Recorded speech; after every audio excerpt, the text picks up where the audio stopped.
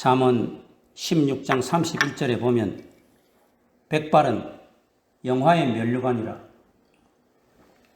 공의로운 길에서 얻으리라 라고 백발의 존귀함을 찬양하고 있습니다. 다시 말해서 늙어지는 것을 찬양하고 있습니다. 육신의 노쇠함으로 대부분의 사람들은 낙심하기 쉽습니다. 그러나 우리 예수 믿는 그리스도인들에게는 날로 새로워지는 비결이 있습니다. 바울은 오늘 본문에서 고린도 교회 성도들에게 그 비결을 가르쳐주고 있습니다. 또한 오늘 우리 성도들에게도 그 비법을 배우라고 주님은 말씀하고 계십니다. 도대체 그 비법이 무엇일까? 오늘 본문을 통해서 크게 세 가지를 한번 생각해 봄으로 우리의 교훈으로 삼고자 합니다. 첫 번째, 16절에 보면 속사람이 새로워져야 한다고 말하고 있습니다. 날로 우리가 새로워지는 비결은 속사람이 새로워지는 것입니다. 육신은 세월이 흐름에 따라 노쇠하기 마련입니다. 주름살이 늘게 되고 흰머리가 생기기 마련입니다. 머리털이 자꾸 빠져서 머리숱이 휑하니 대머리가 되기 십상입니다. 그런 자연현상에 사람들은 낙심하고 의기소침하여집니다. 저도 피부가 탱글탱글하고 젊음이 넘치는 20대, 30대 청년이 있었지만 연세가 많이 드신 어르신들 앞에 죄송하지만 벌써 이제 미간에 주름이 많고 머리가 희고 숱이 빠지고 노쇠해가는 것을 염려할 때가 되었어요. 그래서 사람들은 조금이라도 젊어 보이려고 아침 저녁 열심히 마사지를 하고 피부 관리를 하고 보약을 먹고 보톡스 주사를 맞고 심지어는 성형수술을 하기도 합니다. 그래서 요즘 의사들 중에서는 성형외과가 제일 인기가 많고 가장 소위 말하는 잘 나가고 잘 팔리는 의사라고 말하죠. 그러나 그와 같은 노력은 일시적으로 육신을 젊어지게 하는 듯 하나 육신은 점점 늙어지게 마련입니다. 그러면 날로 새로워지는 비법은 무엇인가?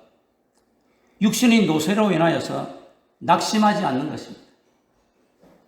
16절 시작에 보면 그러므로 우리가 낙심하지 아니하노니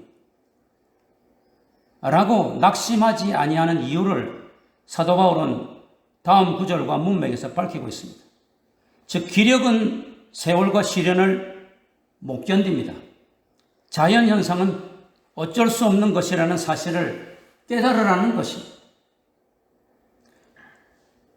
늙어지고 눈이 침침해지고 주름이 있고 기력이 약해지는 것, 그것을 어쩔 겁니까? 거기에 대해서 노심천사하고 우울하고 낙심할 것이 아니라는 이야기예요. 자연현상이라는 것이죠. 대신 16절 하반절에 있듯이 겉사람은 낡아지나 속사람은 날로 새로워진다는, 날로 새로워져야만 한다는 사실을 깨달으라는 것입니다. 바울이 주장하기를 겉사람, 즉 육신이 점점 낡아지는 것에 너무 신경 쓰지 말고 너무 거기에 우울증 걸리지 말고 너무 낙심하지 말고 자신의 속사람, 즉 영혼이 점점 젊어지고 새로워지도록 힘쓰라는 것입니다.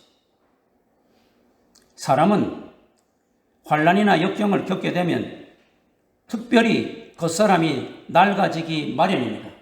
오늘 여기 본문에 낡아진다 하는 이 단어는 파괴되다 혹은 못쓰게 되다 라는 뜻의 현재 수동태입니다. 계속해서 낡아지고 파괴되어지고 못쓰게 되어가는 것이 진행된다는 이야기예요. 사람이 살아가노라면 육체의 물리적인 파괴가 계속 진행됨을 의미합니다. 인간의 힘으로는 어찌할 수 없는, 거역할 수 없는 파괴가 잠시도 멈추지 않고 지속적으로 계속해서 되는 것을 뜻합니다. 이것을 우리는 의학적인 용어로 죽음을 향하여 쉬지 않고 치달아가는 노화 현상이라 부릅니다. 바울은 겉사람을 전문맥인 4장 1절에서 15절에서 질그릇 혹은 우리 몸 혹은 죽을 육체라고 불렀습니다. 다시 말해서 겉사람은 시공간적인 한계를 지니고 이 세상을 살아가는 연약한 육체를 뜻합니다. 이 연약한 육체는 시간이 흐를수록 죽음의 문턱에 점점점 가까이 가게 되는 것입니다. 그러므로 겉사람은 죄의 본성으로 부패된 우리 옛사람과는 구별되는 단지 소마, 우리의 이 육체의 몸을 이야기합니다. 겉사람은 사람에 따라 정도의 차이는 다소 있겠으나 험난한 세파의 공격을 받게 되면 약해지고 낡아지기 마련입니다. 어떤 사람은 자연 나이가 같을지라도 훨씬 늙어 보이고 약해 보이는데 또 다른 사람은 훨씬 젊어 보이고 튼튼해 보이기도 합니다. 그러나 그런 차이나 인간적인 노력은 일시적입니다. 잠깐입니다. 한때 젊어 보이고 강해 보이는 그 사람 역시 유수와 같이 흐르는 세월 앞에서는 어쩔 수 없습니다. 화장품 광고를 할 때 혹은 여러 가지 약품을 광고할 때 나이에 비해서 어떻게 저 여자는 나이가 50이 60이 되었는데도 저렇게 피부가 탱글탱글하고 예쁠까? 그거 얼마 안 가요. 그 광고에서 돈 벌어 먹으려고 하는 비즈니스에 놀아나면 안 됩니다. 약간의 차이는 있지만 그건 일시적이고 잠시 잠깐이에요. 모든 사람은 다 늙어가면 낡아지고 못쓰게 되고 닳아지는 것, 이것이 자연현상입니다. 바울은 그런 자연현상에 낙심하지 말라고 권면합니다. 대신 바울은 낙심하지 말아야 할 이유를 다음 문장에서 밝히는데 속사람이 날로 새로워져야 하기 때문이다. 그리스도인들은 겉사람이 신경 쓰고 겉사람이 낡아짐에 낙심할 것이 아니라 이것은 세상 사람들이 하는 것이고, 오히려 예수 믿는 사람들은 하나님을 사모하여 하나님으로부터 새 힘을 얻어 우리의 영혼을 점점 새롭게 하는 것이 필요합니다. 이사야 선지자는 40장 31절에 이렇게 선언합니다. 오직 여호와를 앙망하는 자는 새 힘을 얻으리니 독수리가 날개치며 올라감 같을 것이요 다른 박질하여도 곤비하지 아니하겠고 걸어가도 피곤하지 아니하리로다. 그러면 속사람이 날로 새로워지는 비결은 무엇일까? 그 비법은 매일 날로 새롭도다라고 고백하면서 실천하는 삶을 사는 것입니다. 언젠가 제가 건강하고 행복하게 젊게 사는 비결을 하면서 웃음 치료사가 교회에 와서 이렇게 이야기하는 것을 보았는데, 젊고 건강하게 사는 비결 중에 하나로 매일 아침에 일어나서 거울을 보고 10번 웃는 표정을 짓고 웃으라고 합니다. 그래서 저도 크게 웃든 소리내어 웃든 웃으면 정신도 건강해지고 육신도 젊어지고 행복해진다고 해서 매일 아침에 그럼 나도 한 번씩 10번씩 실천해보자. 그런데 며칠 안 가더라고요. 이 10번씩 아침에 거울을 보면서 웃는 것도 실천하기가 쉽지가 않아요. 그런데 사도 바울은 오늘 본문 16절에서 매일 우리의 속사람은 날로 새롭도다 라고 고백하고 실천하는 삶을 살라는 것입니다. 우리 한번 따라합시다. 나는 나의 속사람은 날로 새롭도다.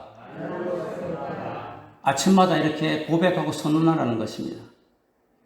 그 고백으로 그치지 말고 날로 속사람이 새로워지는 그런 실천을 하라는 것입니다.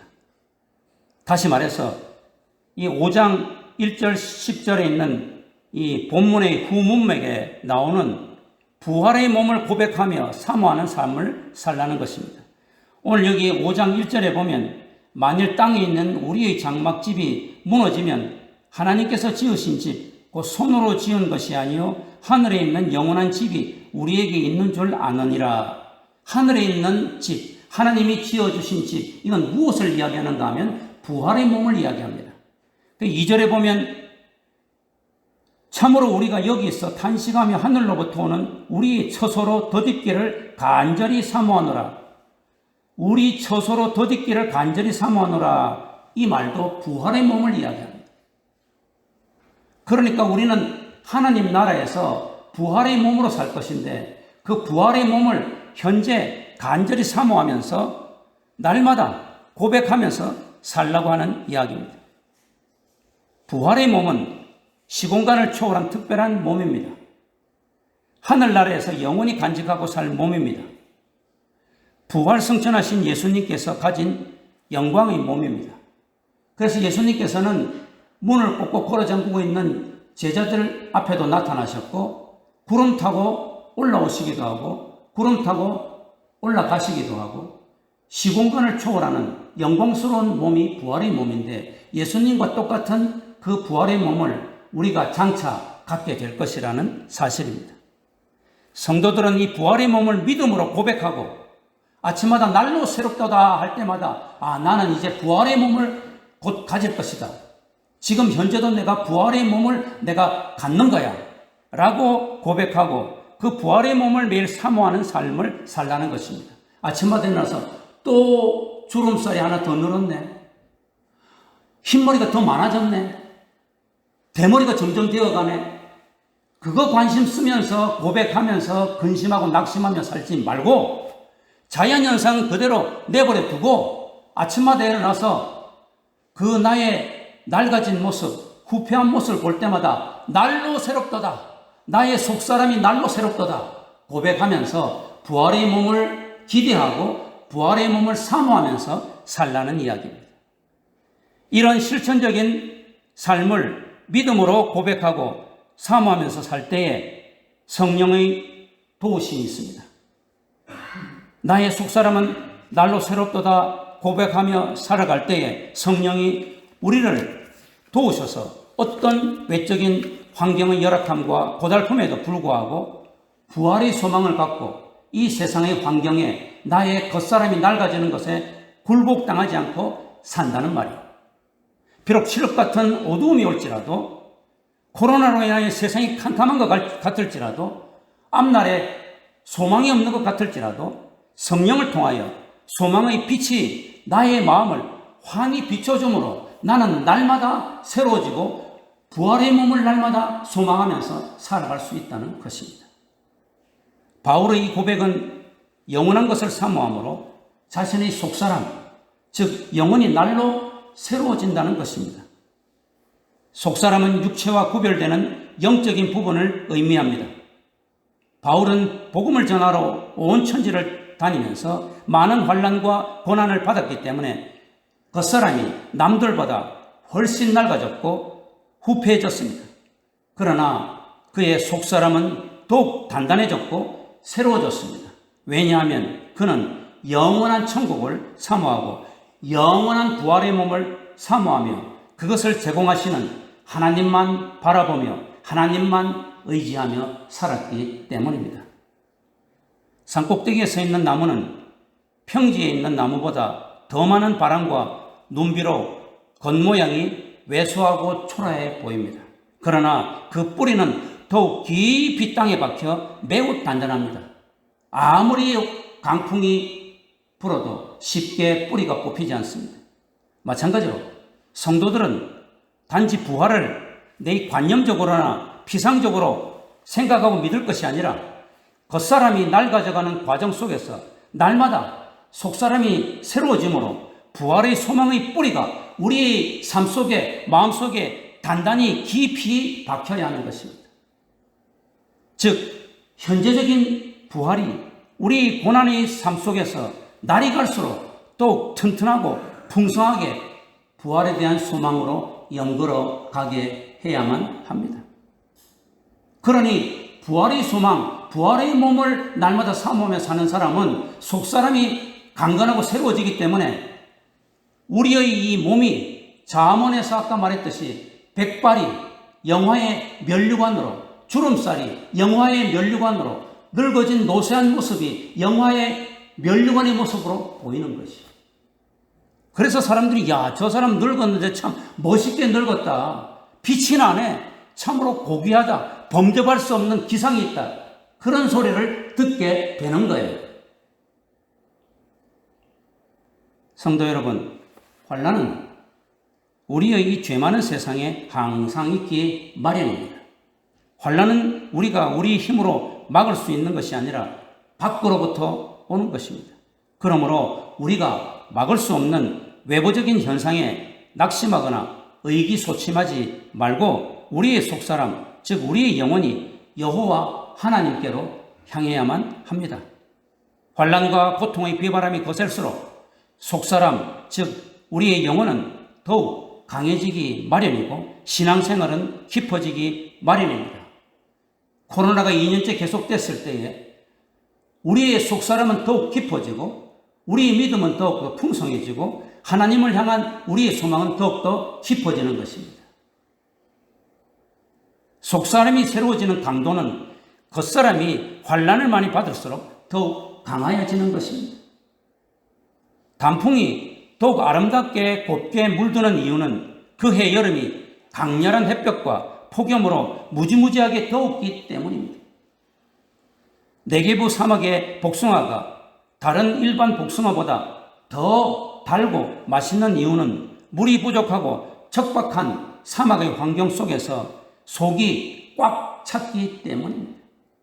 성도 여러분, 이제 우리 겉사람이 낙심하는 것에, 겉사람이 낡아지는 것에 낙심하지 말고 오히려 나의 속사람이 날로 새로워지는 기회로 삼아야 될 줄로 믿습니다.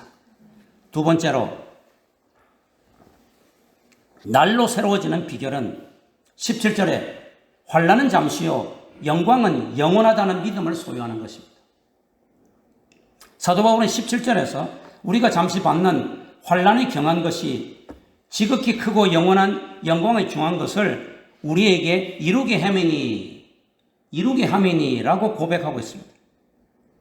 사도 바울은 이 세상에서 자신이 복음을 전하다 당하는 고난과 핍박은 잠깐 받는 지극히 약하고 보잘것없는 환난이라고 선언합니다. 그러나 이 바울이 말한 환난과 고난이 너무 잠깐이고 너무 약하다는 그런 뜻은 아닙니다. 실질적으로 우리가 일각이 여삼출하고 우리가 고난을 받을 때에 얼마나 힘듭니까? 시간이 얼마나 안 갑니까?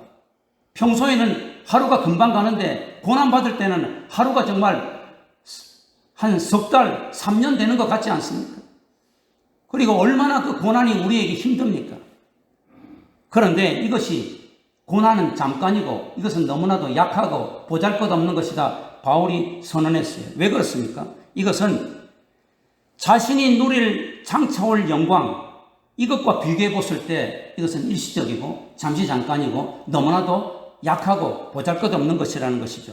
앞으로 자신이 누릴 이 영광은 영원하고 엄청나고 고귀한 것이라는 것을 고백하고 있는 것이 비교해 보라는 이야기. 이 세상의 내가 당하는 고난, 장차 내가 받을 영광, 이 두 가지를 비교해 보라는 이야기. 그런데 내가 장차 받을 영광은 영원한 것이고 말로 다 할 수 없이 값진 것인데 지금 내가 정말로 죽을 힘을 당해서 당하는 이 고난은 잠시고 이것은 너무나도 보잘것없는 것이라는 그 말입니다. 왜 우리가 잠시 잠깐의 고난을 받아야 됩니까? 영원한 영광을 누리기 위함이라. 영원한 영광은 잠시 잠깐의 고난을 통해서 온다고 선언하는 것입니다. 17절 보세요. 우리가 잠시 받는 환난의 경한 것이 지극히 크고 영원한 영광의 중한 것을 우리에게 이루게 함이니, 우리에게 영원한 영광을 이루게 하기 위해서 하나님은 우리에게 이 땅에서 잠시 잠깐의 고난을 허락하셨다. 우리가 이 잠시 잠깐의 고난을 받았을 때 우리는 영원한 영광을 누리게 된다, 그 말이에요. 예수님께서도 우리에게 영원한 영광과 영원한 생명을 주고 하늘의 영광을 드러내기 위해서 십자가의 고난을 받으셨잖아요. 그것은 예수님에게, 인간 예수에게는 너무나도 말로 다 할 수 없는 극심한 고통이었지만, 그러나 이것은 잠시 잠깐이었다. 이것은 정말로 영원한 구원을 이루는 대업에 비춰봤을 때 너무나도 보잘것없는 것이었다. 이 부활의 영광을 얻는데 이 영원한 영광, 여기에 비하면 보잘것없는 것이다 라고 말하고 있습니다. 그러므로 성도 여러분, 우리가 영원한 영광에 대한 믿음을 가져야 된다는 이야기. 우리가 왜 환난을 당할 때 낙심하지 말아야 됩니까? 우리가 이 세상에서 당하는 환난은 영원한 시간과 영원한 삶에 비하면 잠시 잠깐이기 때문입니다. 뿐만 아니라 우리가 이 세상에서 잠시 환난을 당하면 지극히 크고 영원한 영광을 소유할 수 있기 때문입니다. 그와 동시에 영원한 생명을 소유할 수 있기 때문입니다. 그러므로 사랑하는 성도 여러분, 영원한 영광에 대한 확신을 우리가 지금 현재 고난당할 때 가져야 됩니다. 말로도 할 수 없는 고난, 이 말로도 할 수 없는 징글징글한 이 코로나 시대에 우리는 영원한 영광에 대한 확신을 가져야 돼요. 코로나 때문에 내가 좌업을 잃고, 코로나 때문에 내가 이 먹고 사는 일이 막연할 때, 사람들에게 엄청 괴로움을 당할 때, 이 말로도 할 수 없는 극심한 고통 가운데에서 영원한 영광을 소유한다는 확실한 믿음을 가져야 돼요. 사도 바울은 로마서 8장 18절에서 이렇게 고백합니다. 현재의 고난은 장차 우리에게 나타날 영원한 영광과 비교할 수 없거든. 사도 요한은 요한계시록 21장 1절 4절에서 다음과 같이 고백합니다.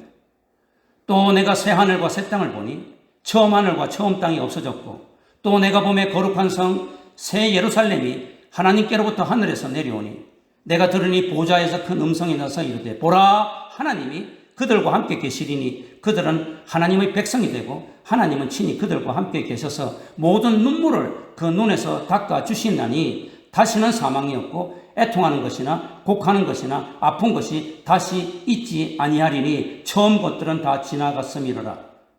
눈물, 고통, 애통, 아픈 것, 곡하는 것, 사망, 이것은 이 땅에서의 잠시 받는 고난이잖아요. 환난이잖아요. 이것을 주님이 영원한 영광에 이르렀을 때 다 씻어준다는 거예요. 영원한 영광에 이르려고 했는데 씻을 고난이 없으면, 애통할 눈물이 없으면, 주님 나라 복음을 위해서 흘렸던 눈물이 없고 하나님 나라와 의를 위해서 겪었던 고통과 애통이 없으면, 하나님이 천국에서 닦아주려고 해도 고난의 눈물, 애통의 눈물을 닦아줄 것이 없으면 이 얼마나 부끄러운 일이냐.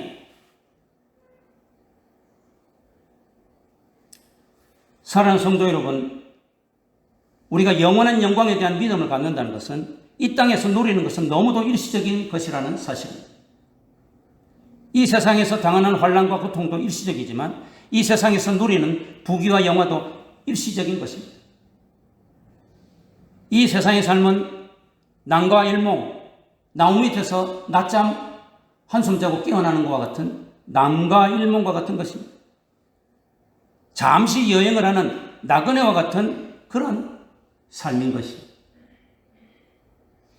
그런데 이 세상의 부귀와 영화를 누려보겠다고 낙심하며 악을 자행하고 짐승처럼 산다는 것은 참으로 어리석은 짓입니다. 요즘 넷플릭스에서 인기 드라마 세계 1위라, 그것을 한국에서 만들었다 해서 오징어 게임 하도 유명하다 그래서 제가 한번 봤어요. 이걸 보면서 인간의 탐욕이 얼마나 짐승보다 더 악랄하고 잔인할 수 있는지를 보여주는 종말의 이야기. 게임을 빙자하여 수백억 원의 돈을 얻겠다고 서로를 죽고 죽이는 아비규환의 지옥의 살육 현장이에요. 나 하나 잘 살기 위해 모두를 파리 목숨처럼 죽여야 하는 수백 명 다 죽이고 나 혼자 그 수백억 원의 돈을 쟁취해야 되는 그런 잔인함. 이 게임을 만든 부자 노인은 내가 어릴 적에 말이야 그 게임이 너무 재밌어서 이것을 한번 만들어 보았어. 사람이 너무 돈이 많아도 재미가 없어. 사람이 너무 돈이 없어도 재미가 없어. 그래서 나는 지금 돈을 너무 많이 벌어서 너무 많은데 재미가 없어. 내가 어릴 적에 즐겨 놀았던 이 게임을 그래서 만든 거예요. 그런데 어릴 적 그 재미를 맛보겠다고 자기 전 재산을 투자해서 참으로 가정하고 회개망측한 게임의 규칙을 만들어서 게임에서 지는 사람 탈락하는 사람 모두 다 죽여버리는 이런 악행을 저지르는 이 부자 노인의 천인 공노할 어리석음.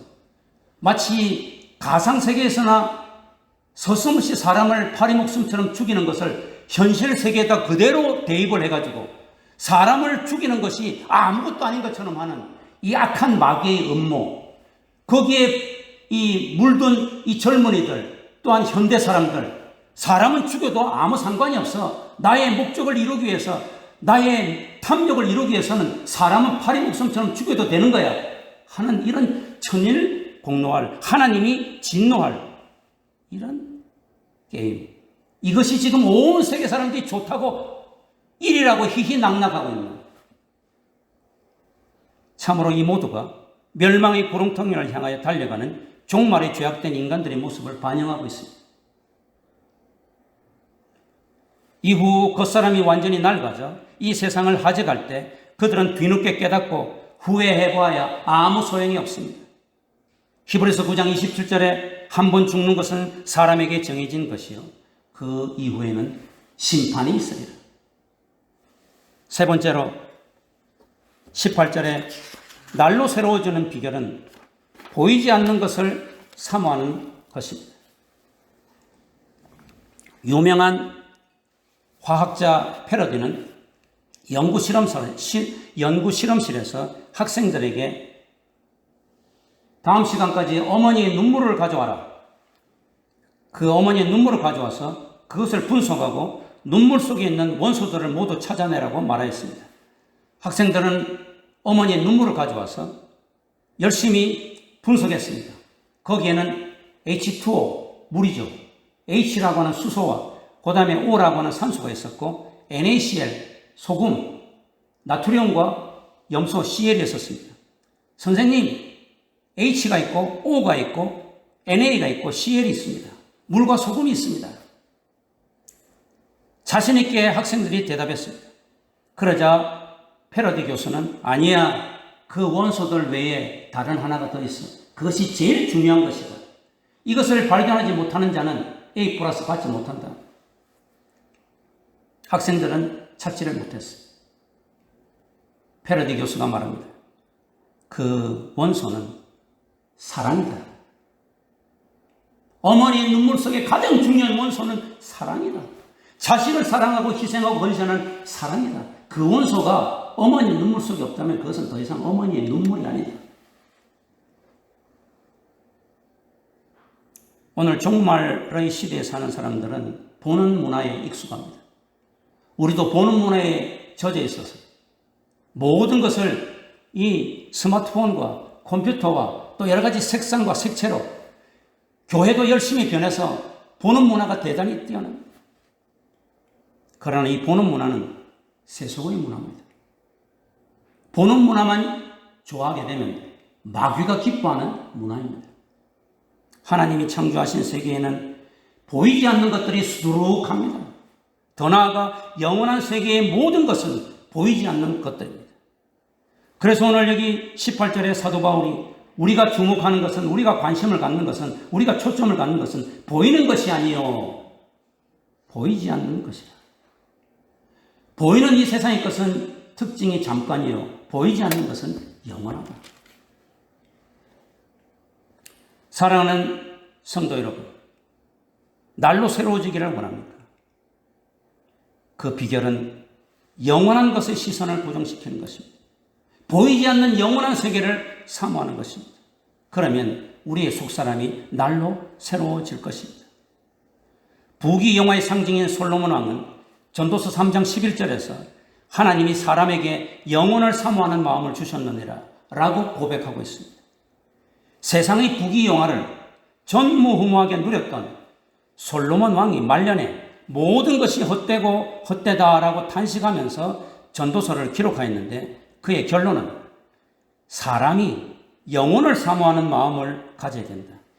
그래야 후회 없는 삶, 여한이 없는 삶을 살 수 있다. 이렇게 말하고 있습니다. 즉 헛된 삶을 살지 않으려면 보이지 않는 세계, 영혼을 사모하여야 한다는 것입니다. 사도 바울은 본문 18절에서 날로 새로워지는 비결로 보이지 않는 것, 즉 영혼을 사모하라고 가르칩니다. 우리가 주목하는 것은 보이는 것이 아니고 보이지 않는 것이다. 보이지 않는 것이 무엇입니까? 그것은 영원한 것, 즉 영생이요 천국의 삶입니다. 그래서 바울도 골로새서 3장 2절에서 위의 것을 찾으라 라고 하였습니다. 위의 것을 바라보며 위의 것을 사모하라는 말씀입니다. 우리 성도의 관심은 일시적이요 잠깐인 이 세상의 것이 아니라 영원한 것인 내세의 소망을 두어야 한다는 것입니다. 바울은 고린도서 5장 1절에 10절에서 땅에 있는 우리의 장막집이 무너지면 하늘에 있는 영원한 집이 우리에게 있는 줄 아느니라. 하늘로부터 오는 우리 초소로 덧입기를 간절히 사모하노라 라고 천국에서 부활의 몸을 덧입고 사는 삶을 사모하라고 명령합니다. 그 믿음을 가지고 하나님을 기쁘시게 하는 자로 살라고 명령합니다. 그리스도인들이 날로 새로워지려면 보이는 것에 애착을 갖지 말고 보이지 않는 것에 애착을 가져야 합니다. 왜냐하면 보이는 것은 믿을 만한 것이 못 되기 때문입니다. 보이지 않는 영원한 것이 참되며 존귀하며 믿을 만한 것이기 때문입니다. 그러므로 이 땅의 삶은 영혼을 준비하는 적극적인 삶을 살아야만 합니다. 영혼을 사모하면서 이 땅에 살면서 영혼을 준비하는 충실한 삶을 살아야 됩니다. 미국의 어느 목사님이 러시아에서 특별 집회를 인도하고 있는 중에 어머니가 위독하다는 소식을 접하였습니다. 그런데 지금 한참 집회를 하고 있는데 갈 수도 없고, 그렇다고 해서 어머니가 돌아가시려고 하는데 임종을 지켜보지 못하고 가지 않을 수도 없고 참으로 어려운 지경에 빠졌습니다. 그런데 어머니의 유언이 전해졌습니다. 사랑하는 아들아, 하나님 복음을 러시아에 전하고 있는데 복음을 전하다가 중단하지 말고 계속 전하라 라는 유언이었습니다. 러시아 집회를 인도하고 그 목사님 돌아가셨을 때 그의 어머니는 이미 임종하셨습니다. 임종을 보지 못한 이 목사님은 몹시 슬펐으나 어머니의 그 유언을 새기면서 어머니의 장례를 고귀하게 소망 가운데 치루었고 장차 천국에서 부활의 몸으로 자신의 어머니를 다시 만날 착하고 충성된 내 아들아 칭찬 들을 날을 손꼽아 기다린다고 합니다. 말씀을 맺습니다. 성도 여러분, 이제 육신의 노쇠로 인하여 너무 우울하고 낙심하지 맙시다. 육신의 노쇠에 대해서 너무 신경 쓰지 맙시다. 오히려 속사람이 날로 새로워지는 비결을 맛봅시다. 여러분은 속사람이 날로 새로워지기 위해서 날마다 부활의 몸을 고백하며 실천하며 사모하는 삶을 살고 있습니까? 또 그것을 위해서 어떤 경건 훈련을 하고 있습니까? 성도 여러분, 여러분은 이 세상에서 누리는 것이 일시적이요, 환난도 일시적이라는 것을 실감하고 있습니까? 여러분, 영원한 영광에 대한 믿음을 확실히 간직하고 살아가고 있습니까? 그래서 날로 새로워지는 비결을 체험하며 살고 있습니까? 사랑하는 성도 여러분, 여러분은 매일의 삶 속에서 보이지 않는 것에 어떤 모습으로 주목하고 있습니까? 얼마나 주목하고 있습니까? 또한 보이지 않는 것을 사모하기 위해 이 땅에서 어떻게 행동하며 살아가고 있습니까? 사랑하는 성도 여러분, 보이지 않는 것에 주목하며 사모하는 삶을 살 때에 날로 새로워지는 삶을 살게 될 것입니다. 우리 모두 오늘 우리에게 주신 하나님의 말씀을 한 주간 깊이 묵상하면서 실천함으로 인하여서 내 겉사람은 날마다 낡아지고 부패하나 나의 속사람이 날로 새로워진도다 하는 그 고백을 하는 그런 축복받은 주의 백성들 되기를 주 예수의 이름으로 축원합니다.